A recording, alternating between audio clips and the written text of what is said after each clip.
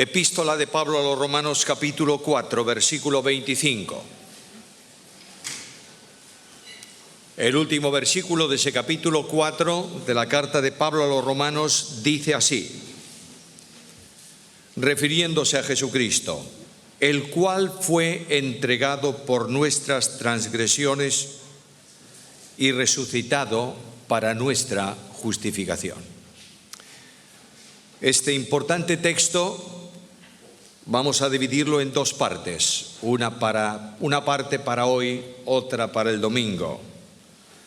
Nos llega con la primera parte, el cual fue entregado por nuestras transgresiones. Estamos en un momento de la llamada Semana Santa, Domingo de Ramos, otros llaman la Semana de Pasión, sea lo que sea. Estamos recordando de una forma tal vez un poco especial los acontecimientos que tuvieron lugar hace 2000 años en la ciudad de Jerusalén, en la cual el Mesías, el enviado de Dios, el Cristo de Dios, Emmanuel, Dios con los hombres, muere por nosotros en una cruz. No obstante, yo pienso que la pasión en sí nubla a veces el sentido comprensivo de la obra. Algunos estarán hoy detenidos en el borriquillo, en los ramos, en los aplausos, en los hosanas. Y para ellos la entrada de Cristo en Jerusalén casi es una entrada triunfal frente al odio de los líderes religiosos y a la inconsecuencia de muchas personas. Hay mucho más. Realmente la cruz de Cristo es la solución que Dios da al problema del hombre y al pecado del hombre. Leo esa primera frase, el cual fue entregado por nuestras transgresiones. Y encuentro primeramente una acción. Dios entrega. Cristo se entrega. En segundo lugar está la razón. ¿Por qué se entrega? Por nuestras transgresiones. Y esto tiene que traer indudablemente para ti y para mí una consecuencia. ¿Cuál es la consecuencia de haber sido liberados de nuestras transgresiones y liberados del poder del pecado? Primeramente la acción. El texto dice que Cristo fue entregado. La muerte de Jesús no es un accidente como muchos pretenden hacerla notar. El mundo liberal, muchas personas hoy en día llamadas cristianos dicen que la muerte de Cristo es la culminación de la experiencia como siempre de un hombre bueno. Un hombre que anduvo haciendo bienes pero incomprensiblemente no es atendido, no es aceptado y termina su vida en la cruz. Pero no podemos olvidar las palabras de Cristo. Por eso me ama el Padre, porque yo pongo mi vida para volverla a tomar. Nadie me la quita. Tengo poder para ponerla, tengo poder para volverla a tomar. Este mandamiento recibí de mi Padre. La verdad de esto es que Cristo se entregó a sí mismo. Pero el texto afirma fue entregado. Y debiéramos investigar un poco en cómo, de qué manera podemos entender esa frase. Primeramente, quien entrega a Jesús a muerte y muerte de cruz es el Padre.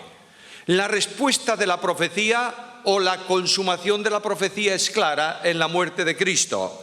Con todo eso, a pesar de todo, dice Isaías, Jehová quiso quebrantarlo, sujetándolo a padecimiento. Luego la cruz de Cristo, el padecimiento de Cristo, la pasión de Cristo, el menosprecio de Cristo, la angustia de Cristo, se debe a una permisividad mediante la cual el Padre lo sujeta, lo coloca para ser ofrenda expiatoria por el pecado.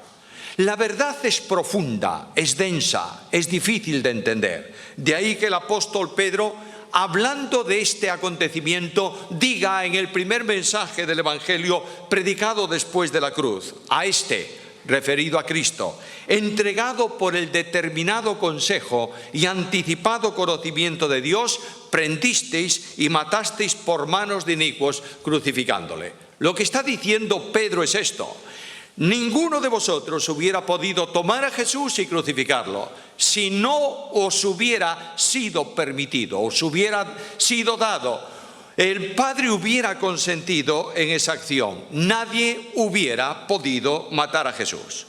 Ahora, la muerte de Cristo obedece a un consejo eterno de salvación.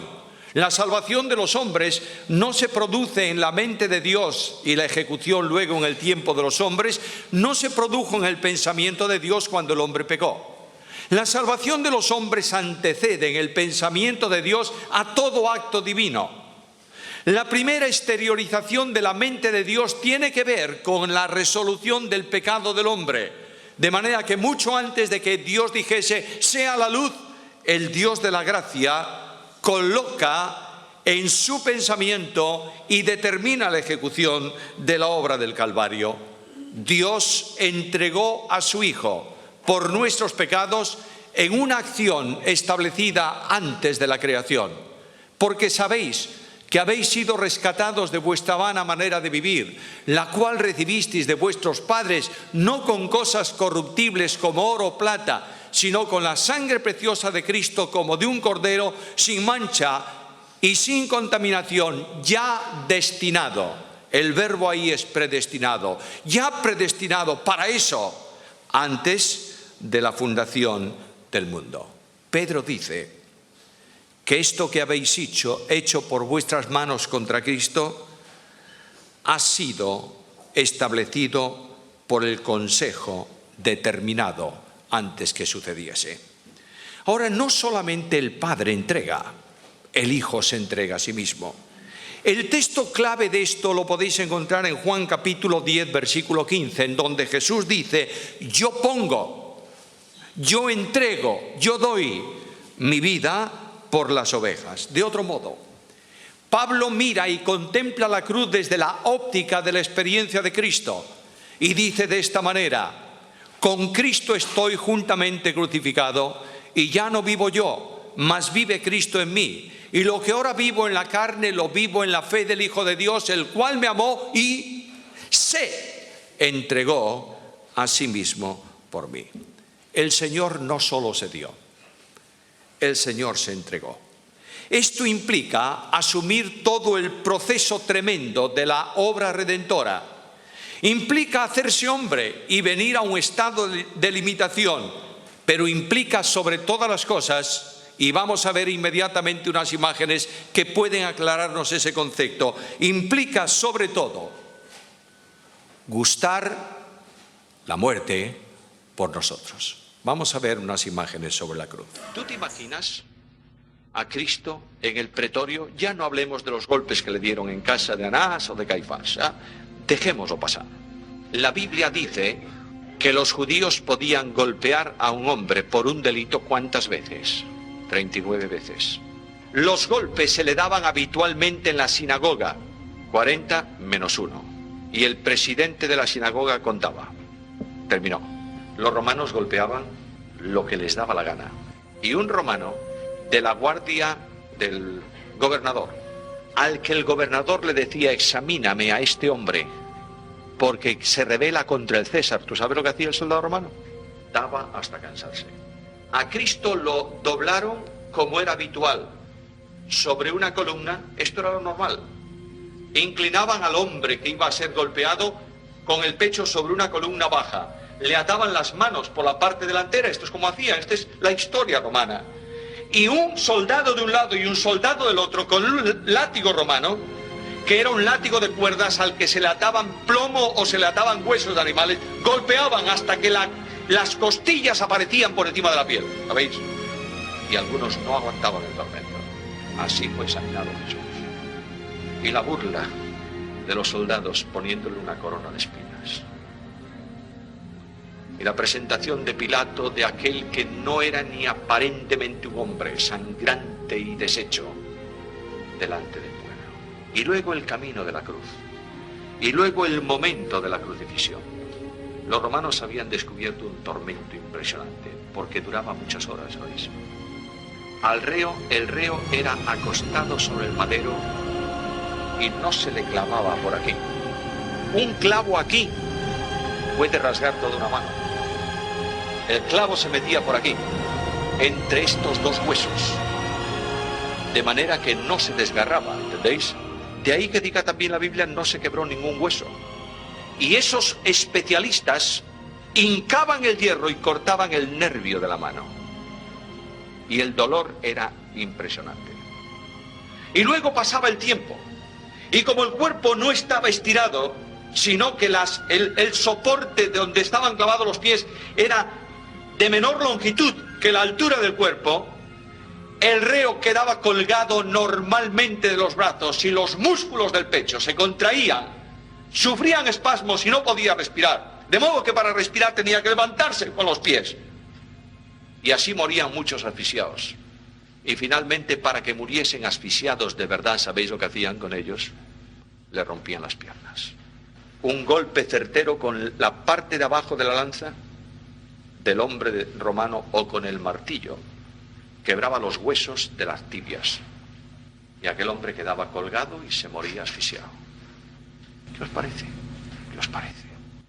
Ahora, todo esto es tremendo. Pero lo más importante para mí, ¿sabéis qué es, hermanos míos? Es una pregunta que yo me hago esta mañana. Yo me acerco por la fe a la cruz hoy. Quiero entrar en el sitio donde el Señor muere. Y contemplo al crucificado. Y veo la angustia y el dolor y la soledad. Y pregunto al Señor, ¿por qué mueres, Señor? ¿Por qué? Y la Biblia me responde, el Señor te amó a ti y se entregó a sí mismo por ti. Y cuando yo recibo esta respuesta me pregunto, ¿y qué podré yo darte a ti a cambio de tan grande don? E inmediatamente el alma cristiana siente el impacto de la gracia, ¿entendéis? Y es en ese momento de comunión, de identificación con Cristo, que tú puedes decir, como dice Pablo en Gálatas, lejos esté de mí gloriarme, sino en la cruz de nuestro Señor Jesucristo. Oh, hermanos míos, queridos míos, la cruz de Cristo está muy lejos del púlpito de la iglesia en nuestros días, ¿verdad? ¿O no? Hablamos de santidad, tenéis que ser santos. Ay, de aquel que vaya aquí y allá. No, por favor. ¿Por qué no presentas la cruz de Cristo? Es bastante. Y dices, el santo murió por el pecado tuyo. Déjalo. No digas nada más. Es bastante. Deja que el Espíritu haga su obra. Deja que el grande, que se cree grande y que es el perfecto en doctrina y el grande de los grandes en la iglesia, el sumo, el dechado, el admirable, déjalo que se enfrente con la cruz y tenga que decir, mi gloria solo es la cruz de Cristo. Déjalo, por favor. Oh, hermanos queridos, es necesario retomar la cruz y ponerla en el púlpito de la iglesia. Si no, no tenemos razón de vida. El Señor me amó a mí. De ahí que Pablo diga, cuando pide consagración, hermanos, os ruego por las misericordias de Dios. ¿Hay algo que puedes negar a Cristo esta mañana? ¿Tú? ¿Hay algo? ¿Eres capaz de decirle a Cristo por algo no, cuando Él dio todo por ti? Si lo haces, eres un ingrato y no has captado el amor de Jesús. Nada más impresionante que el amor de Cristo. Ese tremendo sufrimiento, el sufrimiento físico de Jesús, hay que añadir también el sufrimiento moral. Cristo está colgado sufriendo las burlas del pueblo desnudo delante de la gente. Y los que pasaban delante de la cruz inclinaban su cabeza y se burlaban del crucificado, invitándole a descender del madero. Pero hay todavía más. Al sufrimiento físico y moral hemos de añadir, conforme al versículo, el sufrimiento espiritual. 3 horas de intenso silencio y tinieblas sobre el Gólgota ponen de manifiesto la intensidad tremenda de aquello que Pablo expresa con palabras sencillas, pero de una dimensión incomprensible para nuestra mente, el cual fue hecho por nosotros maldición. La maldición por nuestro pecado, de nuestro pecado. La responsabilidad, la ejecución penal de nuestras miserias descienden sobre el Hijo de Dios en la cruz del Calvario. Aquel tormento, aquel silencio en donde el alma de Cristo calla porque no hay palabras comprensibles que pueda expresar, trae para ti y para mí la bendición más grande que pudiésemos imaginarnos. Él fue hecho por nosotros maldición. para que nosotros seamos hechos bendición, justicia de Dios en él. Cristo comienza su ministerio y lo primero que ocurre en Caná de Galilea es una afirmación del Señor ante el milagro de la conversión del agua en vino. Le dice a su madre: aún no ha venido mi hora. Cristo tiene un tiempo para ejecutar un programa de enseñanza, de ministerio, pero tiene una hora para morir. Y cuando va culminando ese tiempo, dice a los suyos, camino ya de Jerusalén: se acerca la hora y el Hijo del Hombre está angustiado. Cristo es entregado por nuestras transgresiones. En segundo lugar, encuentro la razón de esa entrega, la razón de esa muerte, la razón del conflicto, la razón de la angustia, la razón de todo eso que humanamente hablando no entra dentro de nuestra propia comprensión. Obedece a lo que Pablo dice: lo hizo a causa, como consecuencia de nuestras transgresiones. Yo leo la palabra. La palabra es una palabra más de las que se utilizan en el Nuevo Testamento para hablar de pecado. Pero la palabra transgresión enfatiza específicamente la acción voluntaria del transgresor. Es decir, yo puedo cometer un pecado de ignorancia. Lo he hecho, es pecado sin duda, pero ignoraba, lo hice sin querer, sin darme cuenta. Pero cuando la Biblia habla de transgresión, está diciéndome que conociendo la voluntad de Dios me levanto contra ella. Soy un transgresor. La razón por la que Dios introdujo la ley en el mundo de los hombres es para poner de manifiesto la transgresión del pecado. Dios introduce la ley y la ley de Dios presenta delante de ti y de mí una vida inconsecuente con la voluntad de Dios, una vida de rebeldía, una vida de sin razones contra Dios. Somos transgresores. Por esa transgresión, el hombre pierde la comunión con Dios y entra en la experiencia de la muerte espiritual. La transgresión acarrea condenación a causa del pecado. Escucha las palabras de Pablo. Carta a los Romanos, capítulo 5, versículo 15. Por la transgresión de aquel, refiriéndose a Adán, de aquel uno murieron los muchos. Versículo 18. Así que por la transgresión de uno vino la condenación de todos los hombres. Pero la ley se introdujo para que el pecado abundase, es decir, para que el pecado se manifestase. Y después de eso, después de esa realidad triste, tremenda, comienza la muerte, porque por la transgresión de uno reinó la muerte. Romanos 5, 17. La muerte es un estado de separación con Dios a causa del pecado que afecta a todos. Pablo dice en la carta a los Efesios capítulo 2 versículo 1 que todos nosotros estamos muertos en delitos y pecados por la transgresión. Ahora, si Cristo se entrega a sí mismo por la transgresión, si el Padre lo entrega por nuestras transgresiones, quiere decir que Jesucristo es entregado a la muerte para resolver el problema del pecado del hombre. Hay una dimensión admirable en la Biblia en relación con esta obra de Jesucristo. La Biblia dice que Dios estaba en Cristo reconciliando consigo al mundo. Escucha esto: no tomándoles en cuenta a los hombres sus pecados. De manera que la obra del Calvario es una obra de reconciliación. No es que Dios quiere que el hombre se reconcilie con Él, es que Él reconcilia al hombre consigo mediante la obra de Jesucristo. Cambia al hombre de posición. Aquel hombre que estaba condenado y por tanto alejado de Dios es traído cerca de Dios para que Dios pueda darle un mensaje de gracia, como escuchábamos esta mañana.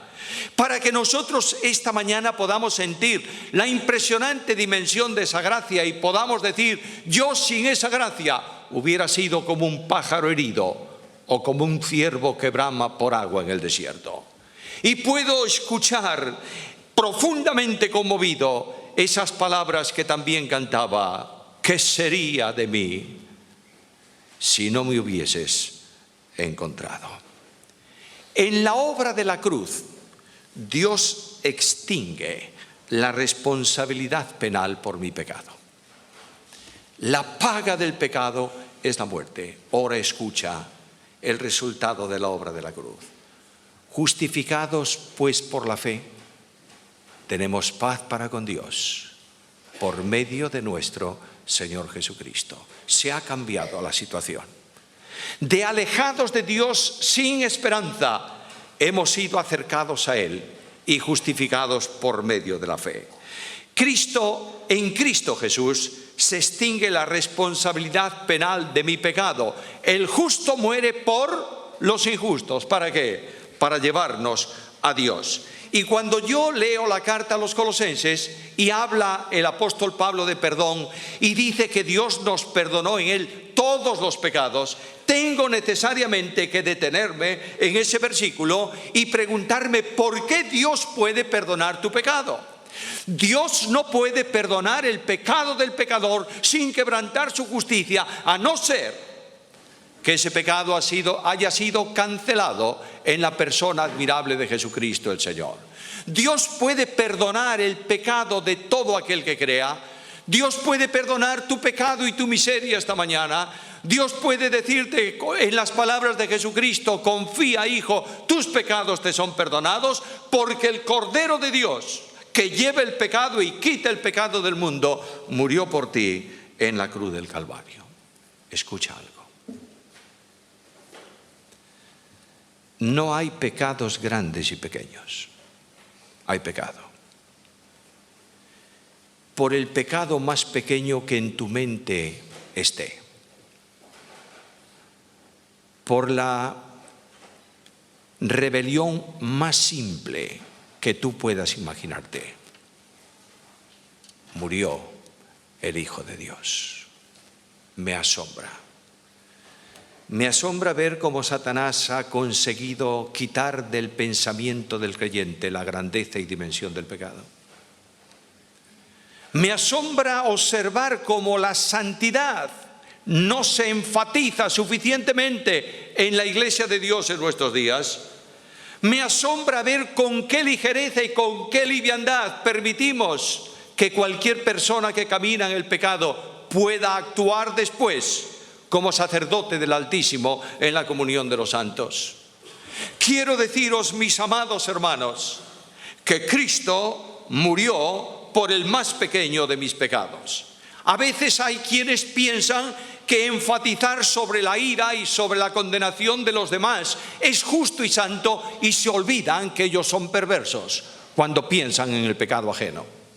Cuando alguien señala el pecado de otro diciendo mira cómo vive, es un transgresor de la voluntad de Dios y no ha entendido ni concebido en su mente lo que significa la gracia. Es fácil acusar, pero Dios llama a cada uno de nosotros para orar por el que ha pecado y para restaurar su miseria espiritual. A donde yo quiero llegar es a que esta manifestación admirable por la que Dios perdona el pecado se debe al amor personal suyo. Escucha la Biblia. El que no escatimó ni a su propio Hijo, sino que lo entregó por nosotros. Ese texto es muy interesante porque son las palabras que puedes leer en el libro de Génesis en relación con Abraham. Abraham, no me has rehusado tu hijo, le dice el ángel de Dios desde el cielo. Y vengo al Nuevo Testamento y encuentro que esas mismas palabras son las palabras que se aplican a Dios en cuanto a la entrega de su hijo. No rehusó su propio hijo. De otra manera, no perdonó a su hijo. Y ahí tienes otra vez el versículo de la profecía, cuando dice, con todo esto, él quiso quebrantarlo, sujetándolo a padecimientos. Es el amor de aquel en quien Dios se complace, pero no lo retiene para sí, lo entrega por nosotros. Es el santo que muere por los impíos. Y la causa de esto la tienes en Juan 3:16. Porque de tal manera amó Dios al mundo que ha dado a su Hijo unigénito, para que todo aquel que en Él cree no se pierda, mas tenga vida eterna. ¿Y qué me dices del amor de Cristo? Pablo, el rebelde, el perseguidor, el injuriador, el que buscó los cristianos para conducirlos a la cárcel y a la muerte si fuera posible, el enemigo principal de Jesús de Nazaret, en su tiempo posterior a la resurrección del Señor, dice: el Señor me amó a mí y se entregó a sí mismo por mí. Hermanos míos, pensaba en el amor de Cristo ayer y encontré la necesidad de darle 3 calificativos. Es un amor insondable, no tiene medida. Es también un amor incomprensible, no cabe en mi mente. Es un amor ilógico. ¿Cómo puedo entender con lógica que el Señor me ame? Pero lo ha hecho. Dios nos ha traído esta mañana a este lugar a través del culto. Cantamos canciones de gracia, hemos visto imágenes referentes a la cruz.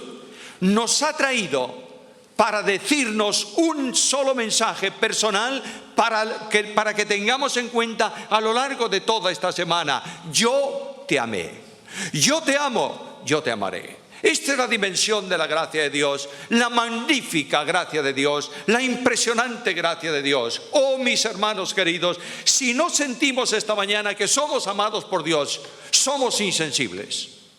Si alguien no siente el amor de Dios en su vida en este momento, tal vez nunca lo ha sentido, y sea el resultado y la respuesta experimental de un corazón que sigue endurecido porque no ha conocido a Jesús. ¿Cuál es la consecuencia de esta obra? La identificación con Cristo es posible porque Él murió por nosotros. Ahora yo voy a Jesús y le digo: Señor, gracias porque me has amado, te entrego mi vida, te recibo como mi Salvador personal. Y el Espíritu Santo de Dios me toma de mi miserable situación, de mi lugar en la provincia apartada, de mi vida de pródigo miserable, y me coloca en Jesús. No me atrae a Él, me pone en Él. De manera que la vida de Dios en Cristo viene a ser mi experiencia de vida. ¿Para qué? Escucha la Biblia. Así también vosotros consideraos muertos al pecado, pero vivos para Dios en Cristo Jesús, Señor nuestro. Dios te ha liberado del pecado. El pecado era el elemento esclavizante en tu vida anterior.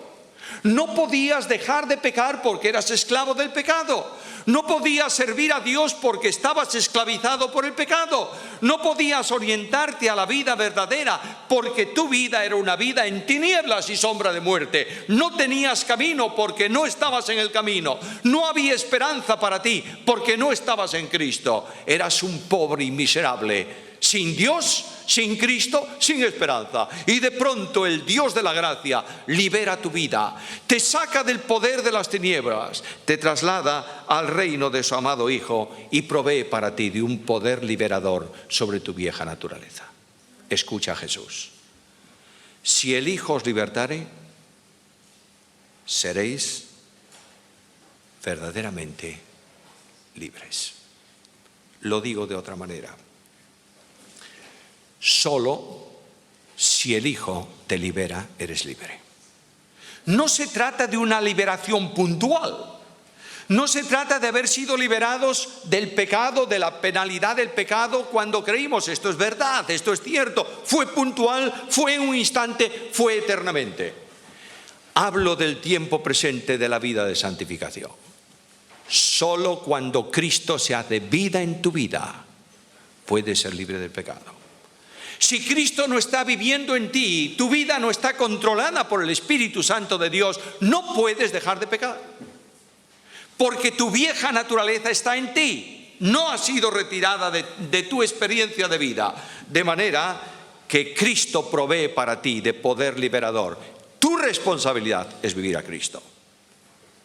Cristo provee para ti de poder santificador. Dice la carta primera a los Corintios, capítulo 1, versículo 30, que Cristo nos fue hecho justificación y santificación. Es decir, la santificación del creyente tiene que ver con Cristo. Me gustaría que lo entendiésemos todos antes de marcharnos esta mañana. No se trata de que tú hagas un esfuerzo colosal para alcanzar un nivel de santidad conforme a Dios. Nunca podrás alcanzarlo por ti mismo. Se trata de que el Cristo de Dios, el Cristo de la libertad, el Cristo del poder, el Cristo de la gracia, se haga vida en tu vida. Y cuando el Cristo de Dios se hace vida en tu vida, el camino tuyo, que es Cristo mismo, es un camino de justicia y de santidad. El salmista ora y dice: me conduce por sendas de justicia por amor de tu nombre. Dios hace santo al creyente y le da poder para vivir una vida de santidad. Déjame afirmar una verdad que es necesario que entendamos todos, yo el primero. La vida de santidad no es una opción de vida cristiana. La vida de santidad es la única manera de vivir la vida cristiana. De manera que cuando el apóstol Juan habla de aquellos que llamándose cristianos viven en el pecado y se conforman con eso y dicen no tiene importancia, Juan dice no le han visto, no le han conocido. Y esto es contundente, porque aquel que conoce a Cristo, que sabe que Cristo murió y dio su vida por los pecados personales, aquel que está viviendo en comunión con el crucificado, no puede pecar voluntariamente, porque es pisotear la admirable sangre del Hijo de Dios. Hay un propósito que Dios tiene para ti y para mí. Escúchalo. Según nos escogió en Él antes de la fundación del mundo, ¿para qué? Para que fuésemos santos y sin mancha delante de Él. El cristiano no puede vivir ya según la carne, porque está viviendo conforme al Espíritu. Y el Espíritu es incompatible con la carne. Por tanto, el cristiano es libre de la esclavitud del pecado. ¿Para qué? Para vivir una vida en consecuencia, en consonancia con las virtudes de aquel que nos llamó de las tinieblas a su luz admirable. Pedro incide en esto y yo voy a terminar. El apóstol Pedro dice: sed santos en toda, ¿qué? ¿Vuestra qué? Manera de vivir. Es decir, no eres santo el domingo por la mañana cuando nos sentamos bien uniformados en el culto para alabar al Señor. ¡Ay, somos santísimos todos! Eres santo cuando juegas al fútbol. Y eres santo cuando vas de paseo. Y eres santo cuando estás relacionándote con tu esposa. Y eres santo cuando tratas a tus hijos conforme a la voluntad de Dios. Por tanto, en toda vuestra manera de vivir no cabe otra cosa más que ser santos, porque para esto hemos sido salvos por la obra del Calvario. Yo quiero pedirte que te detengas un instante delante de la cruz. Escucha el versículo. El cual fue entregado por nuestras transgresiones. Fue entregado por tu pecado para hacerte santo. Fue entregado por mis transgresiones para que yo pueda ser hijo de Dios adoptado en Jesús. Fue entregado por mis maldades para que yo sea liberado del poder del pecado y pueda vivir para la gloria de Dios. El pecado tiene una impresionante importancia en la vida cristiana y en la vida de la Iglesia. Mis queridos hermanos, no estoy hablando de las faltas graves y de los pecados groseros en sus muchas manifestaciones. Estoy hablando de cosas sencillas, tan simples como no ser buen ejemplo a aquellos que te rodean. Dios te ha salvado para que vivas en santidad. La responsabilidad tuya y mía es detenernos delante del crucificado, ver el amor impresionante de Dios y después, en silencio en el fondo del alma antes de salir de este lugar, confesar el pecado oculto que hay en tu vida y decir al Señor: Señor, renuévame, Señor Jesús. Ya no quiero ser igual. porque todo lo que hay dentro de mí necesita ser cambiado, Señor. Dios no bendice la vida individual, ni la vida familiar, ni la vida eclesial cuando hay pecado oculto sin confesar. Dios nos lleva hoy a la cruz de Cristo para decirte, fue entregado por nuestras transgresiones. La cruz recuerda la dimensión de mi pecado y me recuerda también la bendición y el privilegio de vivir en santidad. Se cuenta que hace años un guía alpino fue contratado por tres jóvenes americanos, para hacer una excursión por un macizo de los Alpes. Este guía le dijo a los chicos, a los tres muchachos, le dijo: atad las cuerdas cortas, no os distanciéis, estamos pasando por un lugar muy escabroso, peligroso, no os distanciéis porque tenéis que manteneros juntos para poder sustentaros, sosteneros uno a otro si alguno resbala. Yo llevaré delante de vosotros la cuerda vuestra, sujeta en mis manos. Y comenzaron a caminar. El último de la fila se entusiasmó con el paisaje y fue aflojando cuerda y distanciándose de los otros para fotografiar. Y de pronto resbaló, se precipitó al vacío y arrastró consigo a los otros dos. El guía clavó los pies en la nieve y sujetó la cuerda con tres hombres colgando de ella en el vacío, y hizo todo cuanto pudo por subirlos. Pero las fuerzas no dieron más, y a pesar de que sujetó la cuerda resbaló de sus manos, y aquellos tres se murieron. Hicieron un juicio contra el guía por negligencia. Y el juez lo llamó. Abogados de las compañías aseguradoras acusaron al hombre e iba a ser condenado por esto. Y el juez le dijo: ¿tienes algo que decir? Y él dijo: ¿puedo acercarme a su mesa, señor juez? Y el juez le dijo: ven. Y llegó delante de la mesa y extendió sus manos. Y el juez pudo ver que las manos estaban quemadas y que los tendones no habían sido recubiertos todavía por la carne, y él no podía trabajar ya en aquella situación. Y le dijo: señor juez, hice todo cuanto pude por ellos. Las manos heridas eran la evidencia. Jesús viene esta mañana a tu encuentro y pone sus manos delante de ti y te dice: hice todo cuanto pude por ti. Y es posible que entre nosotros haya una persona esta mañana que no ha dado su vida a Jesús, que vive todavía sin Cristo y sin esperanza. Un día las manos del Señor se van a levantar en el juicio y van a decir ante el trono de la gracia: hice todo cuanto pude por Él. No sé si hay una persona esta mañana que quiere decir a Jesús: Señor, te doy mi vida, perdóname y sálvame.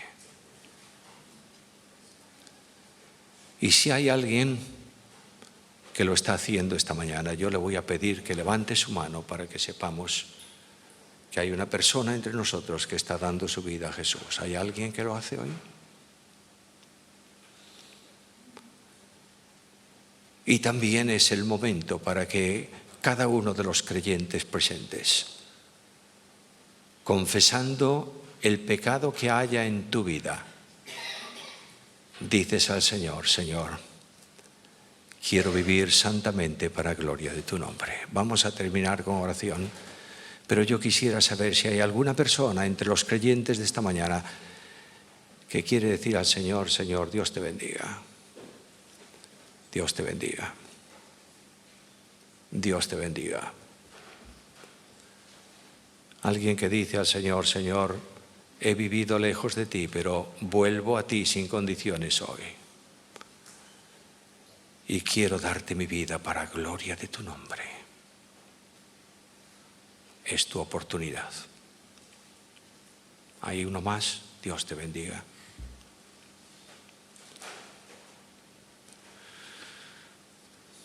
Dios te bendiga.